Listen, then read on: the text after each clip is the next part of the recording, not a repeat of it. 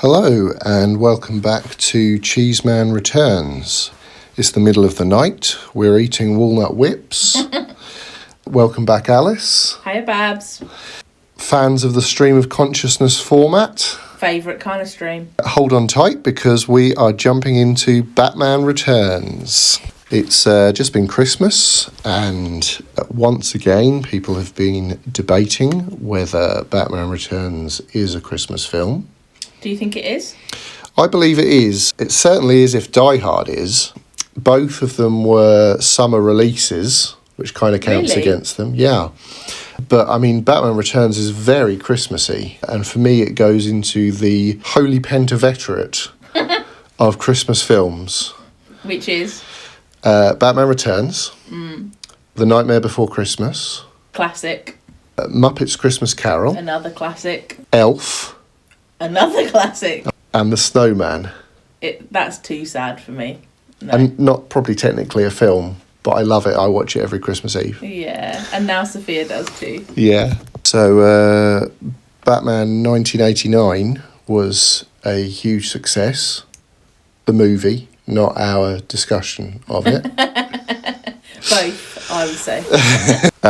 And then Burton followed that up with Edward Scissorhands. Mm-hmm. That is a classic and also very sad.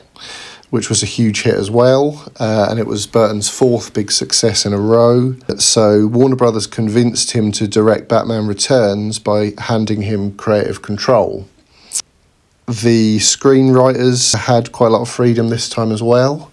So I think we ended up with almost an arty auteur result instead of a production line people-pleasing film. Yeah, definitely, I would agree. And it's very Burton-y. Oh, yeah. We talked last time about how the tone is that perfect middle ground between camp, realism, and what they call grimdark.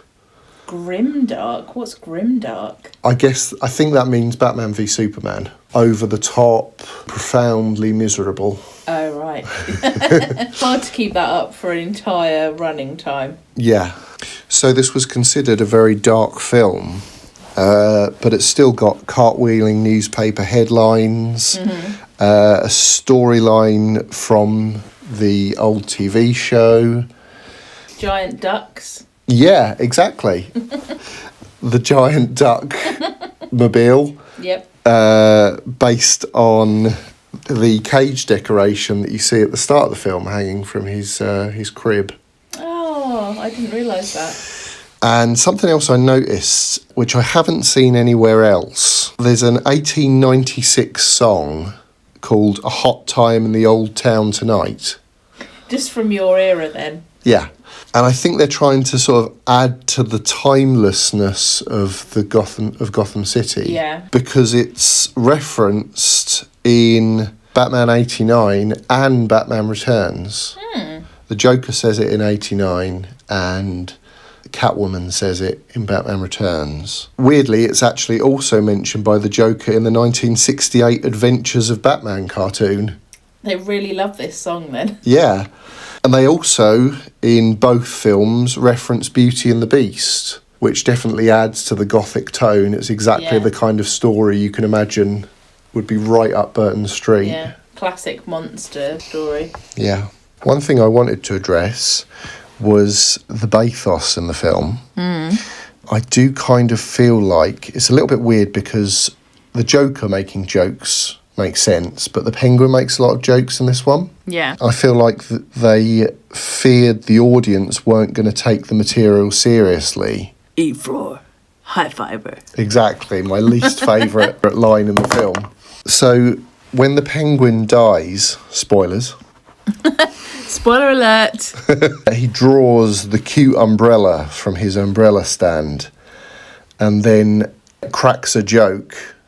And it should be like a really tragic moment, but it's kind of spoiled. They've kind of made it absurd and tragic at the same time. Yeah, and I kind of like that for his funeral, which follows, where the penguins drag him into the water, but not so much for his death, because it's kind of almost, there is something touching about his fellow monster, Batman, standing alone watching this bizarre funeral. That bit feels serious. Yeah. And Oswald had a very tragic life, really. He did, but something that I've thought more about on rewatches is that he did kill several people before he even got to Gotham City, and he was always intending eventually to get round to his killing of the firstborns plot. Right. Which takes us nicely onto the sort of dark tone. I mean, the film opens with an attempted infanticide. Bold. Yeah. During that scene, we get introduced to the Birth of a Penguin section of the score, which is one of my favourites. Elfman adds some strings in, and it's really sinister. He had to work 12 hours a day, 7 days a week to complete the score. Wow. Did you know there's some Nutcracker in there as well? Oh, yeah, that makes sense, with the Christmas setting. Yeah. And it's a super melodramatic score, of course. As you'd expect. But, you know, if you like Burton, you probably like Elfman. It's also quite a kinky film. Ooh, You've got Christopher Walken mentioning Poontang. Penguin saying, "Just the pussy I've been looking for." Ew. Catwoman telling Bruce Wayne that he's semi-hard. And then Nicole Kidman takes over fetishising him in the sequel. Yes, yeah. Chase Meridian. Yeah, it's basically Carry On Batman. Yeah, pretty much, yeah. Is there a batarang in your belt, or are you just pleased to see me? Yeah. Well, that's not as weird as superheroes being totally sexless. Yeah, that's also very strange. Yeah. It covers a lot of ground. You know, you've got PVC, you've got whips, you've got furries, sort of. Meow. Let's move on. Yeah, I mean, it was also violent. There's another electrocution. Somebody gets their nose bitten. There's a disembodied hand. I actually find the bit with Selena screaming through her breakdown and the dramatic swell of music is quite disturbing. And it certainly upset a lot of parents and sponsors at the time. It was the 90s. Minds weren't quite as open then. I mean, that said, it was a PG-13 in the US, but it was a 15 here. I do like to imagine what Tim Burton's Batman 3 would have been like. But sadly, because of how many people were upset by Batman Returns, he didn't get that opportunity. Cancelled. Yeah. So we should talk about Batman. Yes, of course. He's not in it quite as much this time around, and Burton actually did this on purpose because Batman doesn't make speeches, and we've already kind of covered who he is in the previous film. He's meant to feel like he's in the shadows. It's a very introverted interpretation. Right. And I heard that Keaton actually cut portions of his dialogue so that he came across as more mysterious. And it's a wise choice, yeah. When we meet him, he's just brooding in his study, just waiting for the signal to come on. It's like he's not got a life outside of being Batman. Yeah, exactly, yeah. The role of Catwoman was reportedly initially offered to Madonna. She'd have been shit. Yeah, but she turned it down. Sean Young showed up at the studio dressed as Catwoman. Slightly mental. Yeah, but it went to Annette Bening, and she dropped out because she was pregnant. And then it eventually, of course, went to Michelle Pfeiffer. Yep. Michelle Pfeiffer? Ha! The only true Catwoman is Julie Newmar, Lee Merriweather, or Eartha Kitt. I didn't need molded plastic to improve my physique. Pure West. There were 60 Catwoman costumes made at $1,000 each. Wow, that's some pricey PVC. Yeah, Michelle Pfeiffer was vacuum sealed into them with a lot of talcum powder. It's a famously strong but crazy performance. Yep. Agreed. Probably the most popular Catwoman performance to date. Yeah, I would have said so. The transformation into Catwoman is a little bit strange, and I think largely misunderstood. When she is bitten by a cat, it's not like when Spider-Man gets bitten by a radioactive spider. I think you're not meant to take that scene too literally. Right. She falls from a great height, but she doesn't gain 9 lives or anything. She falls through a lot of awnings, so I think she could be believably alive. I suppose. It's a long way, yeah. And I think she's probably concussed. Well, so all it takes is a concussion for a cat to start eating your fingers.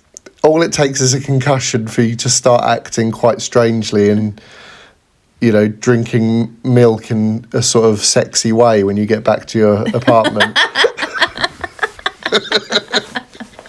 So in the old comics, the Penguin was quite a daft figure, known for his bird-related crimes.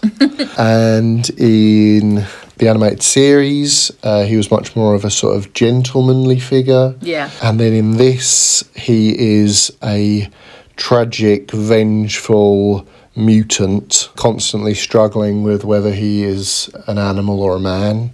That's quite a change. Yeah. The original inspiration was a drawing Burton had done of a toddler with clipper-like fingers, captioned, "My name is Jimmy and they call me the hideous penguin boy."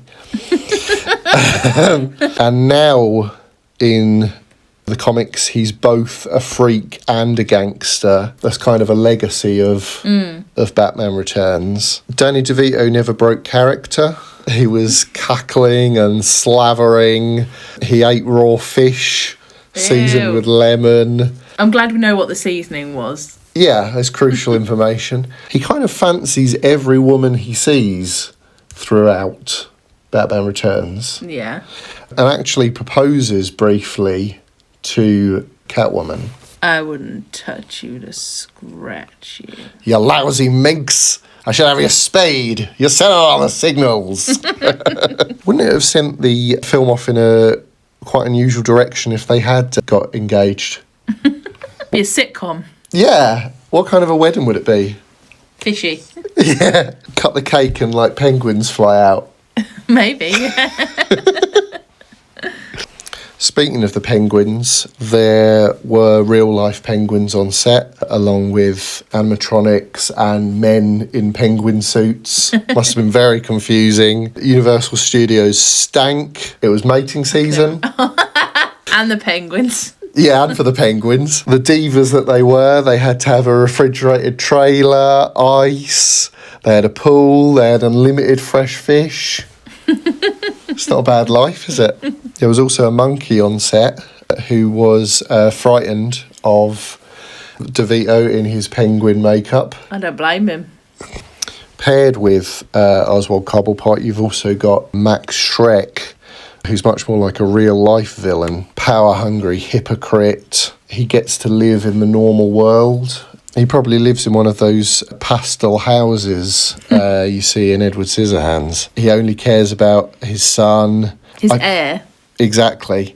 He's a character that could have been quite boring, but not once they hired Christopher Walken. I feel like all three of the main leads are more unhinged than their comic counterparts. The theme of duality crops up a lot. There's a scene in Deadpool where he says, "Your crazy matches my crazy." And I kind of feel like that kind of applies to Batman and Catwoman in this, except that she's frightened that he'll try and tame her somehow. So she constantly confuses him because she's just that bit crazier. That's her tragedy, that she can't ever trust him or anyone. Yeah, exactly, yeah. And that about wraps things up for Batman Returns. Don't forget, mistletoe can be deadly if you eat it. And a kiss can be even deadlier if you mean it. Bye. Bye.